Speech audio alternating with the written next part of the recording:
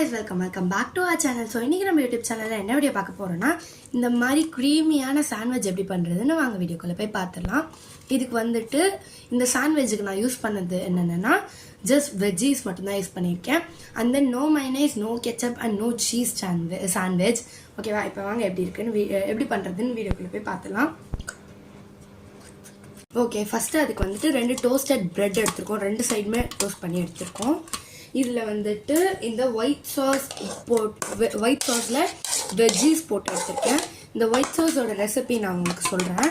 First வந்துட்டு ஒரு பேனில் பட்டர் போட்டுட்டு அதில் கொஞ்சோண்டு கார்லிக் போட்டுட்டு வீட் ஃப்ளார் ஆர் மைதா ஏதாவது ஒன்று போட்டுட்டு கொஞ்சம் மில்க் ஆட் பண்ணிங்கன்னா கொஞ்சம் வந்துட்டு ஒரு திக்கான கன்சிஸ்டன்சியில் வந்துடும். அது கூட நான் என்னென்ன ஆட் பண்ணியிருக்கேன்னா கார்ன் அண்ட் மஷ்ரூம் ஆட் பண்ணியிருக்கேன்.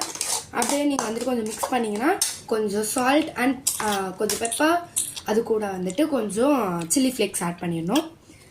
ஓகேவா? அப்போ வந்துட்டு இந்த மாதிரி கன்சிஸ்டன்சிக்கு வந்தோடனே ஆஃப் பண்ணிவிட்டு நம்ம இந்த மாதிரி யூஸ் பண்ணிக்கலாம்.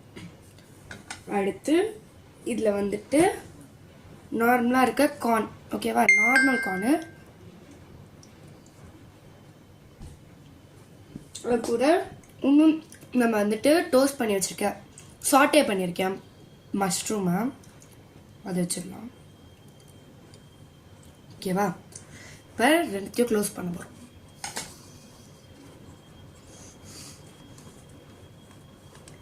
ஓகே, க்ளோஸ் பண்ணியாச்சு. அப்புறம் உங்களுக்கு பார்க்க இப்படி தான் இருக்கும், நல்லா புஸ்குன்னு. இப்போ வந்துட்டு கத்தி இந்த மாதிரி ஒரு நைஃப் எடுத்துட்டு